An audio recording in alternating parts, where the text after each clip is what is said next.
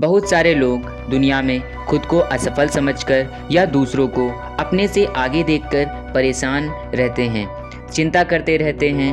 बहुत सारे लोग तो ऐसे भी होते हैं जिनमें प्रतिभा होती है लेकिन वह असफल हो जाते हैं। ऐसी कौन सी चीज़ें हैं जिनको करने से कोई असफल और कोई सफल हो जाता है? आज के इस वीडियो को मैंने इसी टॉपिक पर बनाया है। इस वीडियो में मैं आपको 5 ऐसी हैबिट्स के बारे में बताऊंगा जिनको अपनाकर आप अपने आने वाले साल को बहुत अच्छा बना सकते हैं। वीडियो को शुरू करने से पहले मैं आपको एक और बात बताना चाहूँगा कि अगर आप सच में अच्छी पर्सनैलिटी डेवलप करना चाहते हैं और अपनी ज़िंदगी में एक सफल व्यक्ति बनना चाहते हैं तो आपको इन आदतों को सुनने के बाद इन पर आज से ही काम करना होगा, क्योंकि सिर्फ सुनने से आपके ज़िंदगी में कोई भी बदलाव नहीं आएगा।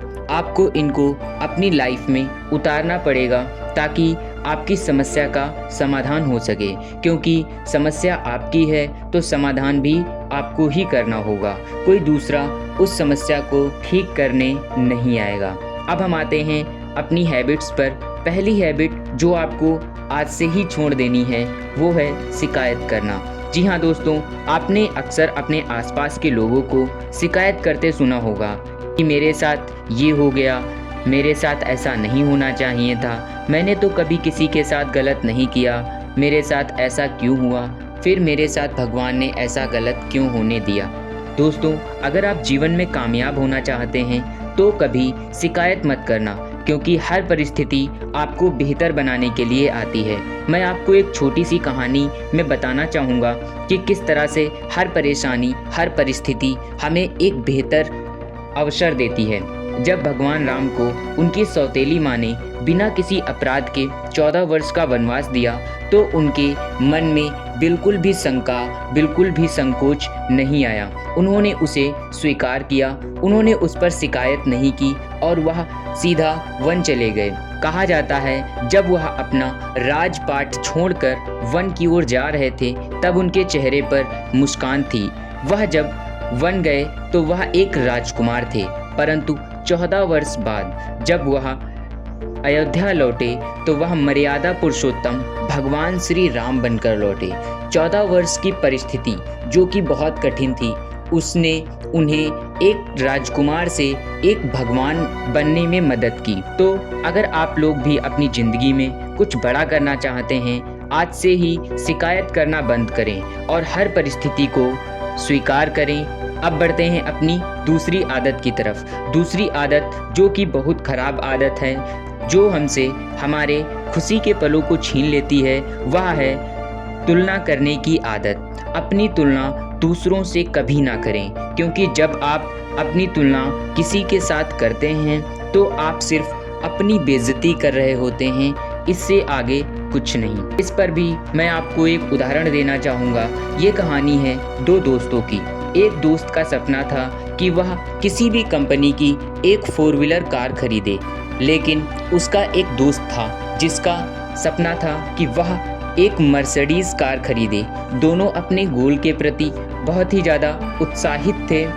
5 साल बाद दोनों ने अपने लिए कार खरीद ली, परंतु जब वह मिले तो पहले वाले ने दूसरे की कार को देखा और वह उदास हो गया, क्योंकि उसके मन में एक विचार था, वह यह कि उसके दोस्त के पास उससे अच्छी कार है। वह अपने गोल को अचीव करके भी उसकी खुशी मनाने के बजाय तुलना करने लगा और वह अच्छी पोजीशन पर होने के बावजूद दुखी हो गया।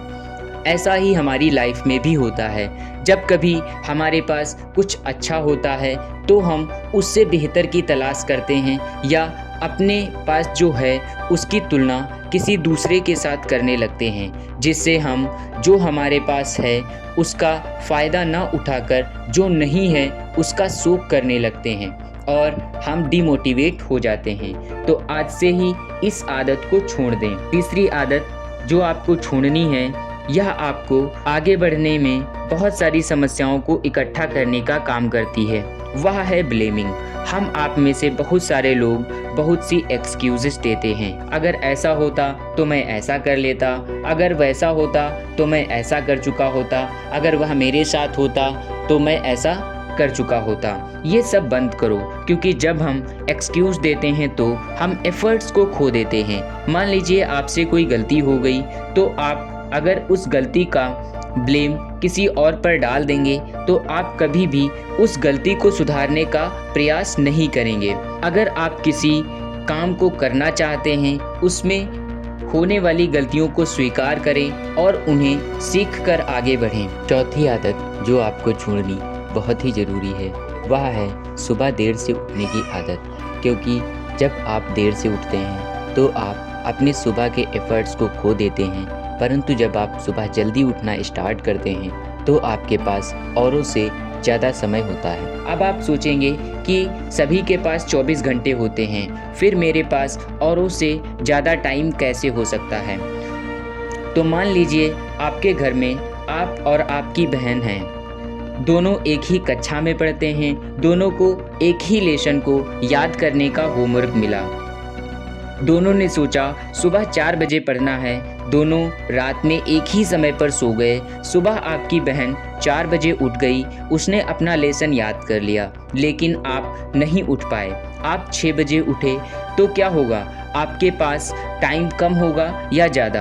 क्योंकि दोनों के पास 24 घंटे हैं, फिर भी वह आपसे 2 घंटे आगे है। उसका होमवर्क कंप्लीट है बट आपका कंप्लीट नहीं है। इसी तरह से हमें भी अपने लाइफ के बारे में सोचना चाहिए, क्योंकि जब आप औरों की अपेक्षा जल्दी उठते हैं तो आप औरों की अपेक्षा ज़्यादा टाइम और ज़्यादा फोकस के साथ में काम कर सकते हैं। अब मैं आपको बताने वाला हूँ इन सब से महत्वपूर्ण आदत के बारे में, जो है किसी काम को पूरा करने की आदत, या आप कह सकते हैं कि किसी काम को लगातार करने की आदत। क्योंकि किसी ने कहा है कि सफलता किसी काम को शुरू करने से नहीं मिलती, बल्कि उस काम को ख़त्म करने से मिलती है। दोस्तों, जो आप कर रहे हैं या जो भी आपने स्टार्टअप शुरू किया है, उसे करते रहें जब तक आप अपने अंतिम बिंदु पर ना पहुंच जाएं। बहुत सारे लोग कुछ मोटिवेशनल वीडियो को देखकर अलग अलग तरह के काम को शुरू कर देते हैं,